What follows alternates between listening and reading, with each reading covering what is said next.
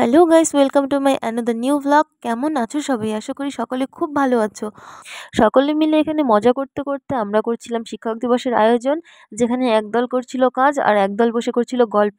সেই গল্পের দলের মধ্যে আমিও পড়ি। এখানে বোর্ডের মধ্যে সুন্দর করে লেখা হয়েছিল হ্যাপি টিচার্স ডে, আর এখানে কিছু গাছ রাখা হয়েছিল বাচ্চাদের গিফট দেওয়া হবে বলে। তো টিচার্স ডে যেহেতু পরের দিন ছিল, তাই আমরা স্কুলে আগের দিনই সব কিছু অ্যারেঞ্জমেন্ট করে রেখে দিয়েছিলাম। তো পরের দিন সকাল সকাল উঠে আমি মুখ ধুয়ে রেডি হয়েছিলাম, এরপর স্নান করে আমি শাড়ি পরে রেডি হয়ে নিব। তো এখানে আমার শাড়ি ব্লাউজ সব রেডি করে রেখেছি। এরপর স্নান করে যখন এসেছি, তখন আমি শাড়ির কুচি করতে পারছিলাম না, বারবার কুচিটা নষ্ট হয়ে যাচ্ছিল। তো আমার বোন বাড়িতে শাড়ি পরে সবসময় ঢং করতে থাকে, তাই বললো কি দে আমি পরিয়ে দিই। তো সেও আমাদের স্কুলেই পড়ে, তো সে আমাকে সুন্দর করে কুচি করে দিয়েছে, কত সুন্দর করে দিয়েছে দেখো। তারপর নিচে সুন্দর করে আবার কুচিটা ধরেও দিচ্ছিল। তো এ খুবই সুন্দর করে পড়াতে পারে, যদিও পরে আমি মার কাছ থেকে আবার ঠিক করে নিয়েছিলাম। আর দুজনে মিলে একসাথে যাব, তো ও আগে থেকে রেডি হয়ে বসেছিল। তারপরে রেডি হয়ে স্কুলেও চলে এসেছিলাম। এখানে সকলে মিলে বেলুন ফুলিয়ে সব জোগাড়যন্ত্র করে নিচ্ছিলাম। আগের দিন তো সব কিছু রেডি করেই রেখে গিয়েছিলাম, যেহেতু বেলুনটা ফেটে যাবে, তাই বেলুনটা আমরা এসে তারপর রেডি করেছি। সেমন খুব একটা বেশি কিছু আয়োজন করা হয়নি, শুধু ফুল আর বেলুন দিয়ে যেটুকু পেরেছি আমরা রেডি করে নিয়েছি। তারপর আমাদের প্রোগ্রাম শুরু হয়ে গেছে। প্রথমে হেডমিস কিছু স্পিচ দিল, তারপরে একে একে নাচ গান আবৃত্তি সব হবে। আর তোমরা জানো, এই ছোট ছোট বাচ্চারা এত সুন্দর সুন্দর এক একটি স্পিচ দিয়েছে, বলার মতো নয়। তোমরাও শোনো।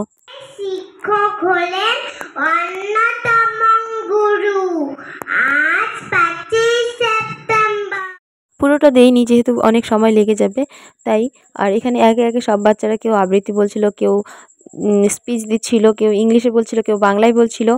তো একজনের দেখা দেখি আরেকজনেরও ইচ্ছে করছিল যে আমিও বলবো আমিও বলবো। তো এই দেখে দেখে ছোট ছোট প্রি ক্লাসের বাচ্চারাও এসেছিল বলতে। তারপরে একটু ক্লাস থেকে বাইরে বেরিয়ে দেখি কিছু বাচ্চা এসেছিল যারা নাটক করবে। তো একজন তাদের মধ্যে এসেছে ডাকাত সেজে, তাকে দেখে ভিডিও করছিলাম, আর সে খুব লজ্জা পাচ্ছিল। বাচ্চারা তো গেল, ওদের তো কোনো ব্যাপার না। এরপর লজ্জা পাওয়ার পালা আমার, যেহেতু এরপরে ছিল আমাদের নাটক। আমি যদিও অ্যাক্টিং একদমই করতে পারি না, তাও আমাকে দিয়েছে, যেহেতু স্কুলের জিনিস না তো করা যাবে না, যেটা দিয়েছে সেটা করতেই হবে।